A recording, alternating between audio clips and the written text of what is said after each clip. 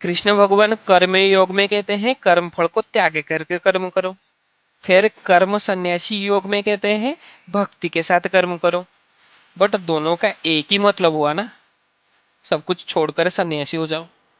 तो दोनों से कौन सा मार्ग श्रेष्ठ है?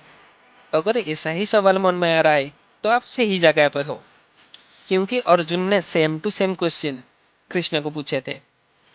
कृष्ण कहते हैं वैसे तो दोनों मुक्ति का मार्ग है, but working with devotion is better than renunciation of work.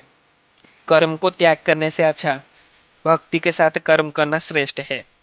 But Krishna कहते हैं तुम कर्म करते हुए भी सन्यासी हो सकते हो। बट कैसे? कृष्ण कहते हैं नो द्वेष्टि नो कांस्यति। कहते हैं नो द्वेष्टि, जो किसी को हेट नहीं करेगा। नो कांस्यति, जो कर्म फल में आशा नहीं रखेगा, डिजायर नहीं रखेगा। कहते हैं निर्द्वंद्व ही महाबाहु, यानी who is free from the duality.